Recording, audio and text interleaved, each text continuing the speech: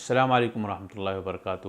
الحمدللہ وکفا وسلام علی عبادہ الذین اصطفیٰ وبعد۔ محترم ناظرین، آج کل یوٹیوب پر ایک ویڈیو گردش کر رہا ہے جس میں یہ بتایا جا رہا ہے کہ حج کے موقع پر اگر بھیڑ بھاڑ بہت زیادہ ہے اور انسان کا وضو ٹوٹ جائے تو ایک اسپرے باٹل ساتھ میں رکھے اور اسپرے باٹل کے ذریعے سے وہ وضو کر لے، اسے بھیڑ بھاڑ سے نکلنے کی ضرورت نہیں ہے۔ اور وضو بھی کیسے کر لے؟ صرف ہاتھ دھو لے، منہ دھو لے اور پیر دھو لے اور مسح کر لے، بس اور کچھ نہ کرے، وضو ہو جائے گا۔ اس طرح کا ایک ویڈیو ایک بزرگ عالم ہیں یا نہیں ہے مجھے نہیں پتا، لیکن بزرگ ایک آدمی ہیں اور ان کے ذریعے سے ویڈیو پوری سوشل میڈیا پر پھیلایا جا رہا ہے۔ محترم ناظرین، دیکھیں سوشل میڈیا، انٹرنیٹ اور یوٹیوب پر جو ہم اسلامک ویڈیو دیکھتے رہتے ہیں،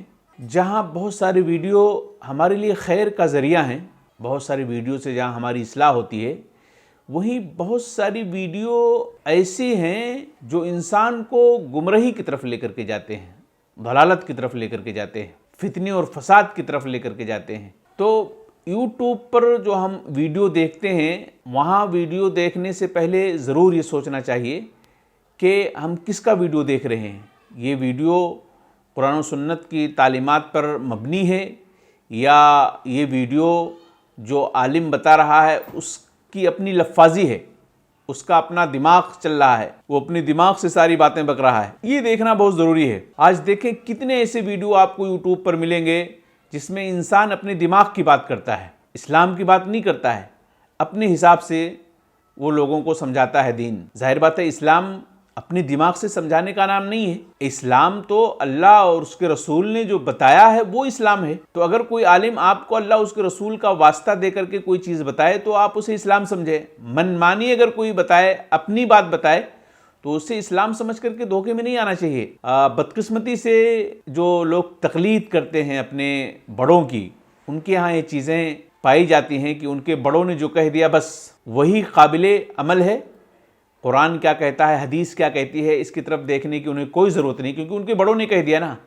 دنیا کی ایک بہت بڑی آبادی اسی راستے پر چل رہی ہے کہ ان کے بڑوں نے جو کہہ دیا وہ صحیح ہے، انہیں قرآن و سنت کو دیکھنے کی ضرورت نہیں ہے۔ آپ دیکھیں، آپ میں سے کتنے ایسے لوگ ہیں جو رمضان کے مہینے میں اس طرح کے ویڈیو دیکھتے ہوں گے جو یوٹیوب پر گردش کر رہے ہوتے ہیں، اور بڑے بڑے علماء بریلوی طبقے کے یہ بیان کرتے پھرتے ہیں کہ اگر کوئی آدمی روزے کی حالت میں پیشاب کے لیے گیا تو اسے سانس زیادہ نہیں لینی چاہیے، وگرنہ پیشاب کے راستے سے پانی پیٹ میں چلا جائے گا۔ لیٹرنگ کرتے وقت زیادہ سانس نہیں لینا چاہیے، سانس روک کے رکھنا چاہیے، بار بار سانس نہیں لینا چاہیے، نہیں تو اس کے ذریعے سے، اس راستے کے ذریعے سے جو ہے پیٹ میں پانی چلا جائے گا اور اس طریقے سے روزہ ٹوٹ جائے گا۔ ایسی کتنی ویڈیو گردش کر رہے ہیں۔ اگر آپ کو یقین نہ آئے تو آپ یوٹیوب پر سرچ کر کے دیکھ لیں۔ یہ اپنے ماننے والوں کو اس طرح سے تعلیم دیتے ہیں اور باقاعدہ لوگ اس کو مانتے بھی ہیں، حالانکہ کیا یہ حقیقت؟ کیا اس طرح کے ویڈیو چلانا چاہیے؟ کیا اس طرح کے ویڈیو کو پھیلانا چاہیے؟ سراسر گمراہی ہے، حرام ہے، یہ سب اسلام کا اس سے کوئی تعلق نہیں ہے۔ ابھی آج کا یہ اسپرے والا ویڈیو جو حج کے موسم میں پھیلایا جا رہا ہے کہ بھیڑ بھاڑ جگہوں پر اگر کسی کا وضو ٹوٹ جائے تو وہ بجائے یہ کہ نل کے پاس جائے وضو کرے، اس کی ضرورت نہیں ہے، بلکہ اسپرے باٹل رکھے اور وہیں پر جو ہے ہاتھ میں اسپرے کر لے اور پیر پر اور چہرے پر، اس طریقے سے اس کا وضو ہو جائے گا۔ کیا ہے یہ؟ تماشا نہیں ہے؟ پھر کیا ہے یہ تماشا ہے۔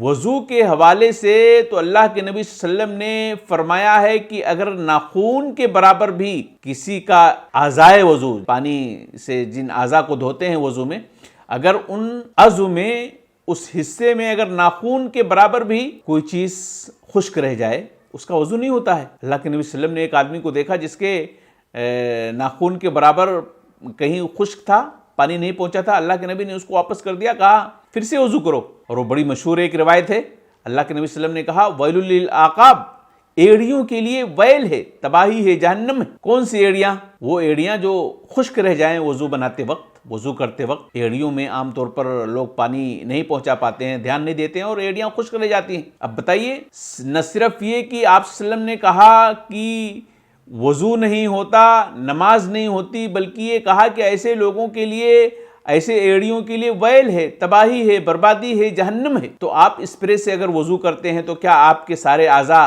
اچھی طرح سے دھل جائیں گے؟ نہیں دھل جائیں گے، نہیں دھل پائیں گے آپ۔ کہیں خشک رہے گا، کہیں پانی پہنچے گا، کہیں نہیں پہنچے گا، ایک بات۔ دوسری بات یہ ہے کہ اس میں کلی کرنا اور اس طریقے سے ناک میں پانی چڑھانا، یہ اس کو بتایا ہی نہیں گیا ہے۔ حالانکہ کلی کرنا اور ناک میں پانی چڑھانا یہ بہت سارے علماء کہتے ہیں کہ یہ واجب ہے۔ خاص طور سے علماء عرب جتنے بھی ہیں، سارے لوگوں کا متفقہ فیصلہ ہے، فتویٰ ہے کہ اگر کوئی بندہ جان بوجھ کر کے اس کو چھوڑ دیتا ہے، کلی نہیں کرتا ہے، ناک میں پانی نہیں چڑھاتا ہے، دلیلوں کی بیس پہ کہتے ہیں، دلیلوں کی بنیاد پہ کہتے ہیں، تو اس کا وضو نہیں ہوتا ہے۔ یہ اسپرے والے مولانا کہتے ہیں کہ اس کی ضرورت نہیں ہے، وضو ہو جائے گا، غلط ہے۔ دیکھیں، اللہ نے چہرے کو دھونا فرض قرار دیا ہے، وضو میں چہرے کو دھونا لازم اور ضروری ہے، فرض ہے۔ علماء کہتے ہیں کہ منہ اور اس طریقے سے ناک جو ہے نا، یہ چہرے کا پارٹ ہے، چہرے کا حصہ ہے۔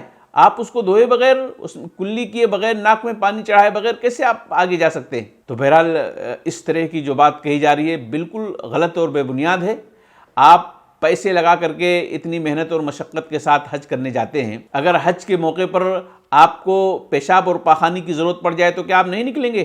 آپ مشقتیں نہیں برداشت کریں گے؟ کیا کریں گے پھر آپ وہاں؟ ظاہر بات ہے آپ کو نکلنا پڑے گا۔ تو اگر خدا نہ خواستہ کسی بندے کا وضو ٹوٹ جائے تو اس کو بھی جا کر کے نل سے وضو کر کے آنا پڑے گا۔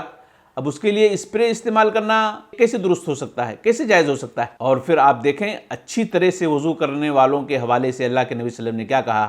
آپ علیہ السلام نے فرمایا کہ جو بندہ اچھی طرح سے وضو کرتا ہے اور پھر یہ دعا پڑھتا ہے، اشہد واللہ الہ الا اللہ وان محمدن عبد اللہ ورسولہ، تو آپ علیہ السلام نے کہا کہ اللہ تعالیٰ اس کے لیے جنت کے 8 دروازے کھول دیتا ہے۔ تو آپ اتنی مشقت کے ساتھ پیسے وغیرہ خرچ کر کے، سفر کی صعوبتوں کو برداشت کر کے آپ جاتے ہیں حج کرنے کے لیے، اور اس طریقے سے آپ اسپرے کر کے جو ہے، اگر وضو آپ کا ٹوٹ جاتا ہے تو اسپرے کے ذریعے سے اگر آپ وضو کر لیں، بنائیں، تو آپ کا پیسہ بھی خراب ہو جائے گا، آپ کی حج کی جو صعوبتیں اور مشکلات جو آپ برداشت کر رہے ہیں وہ سب ملیا میٹ ہو جائیں گے۔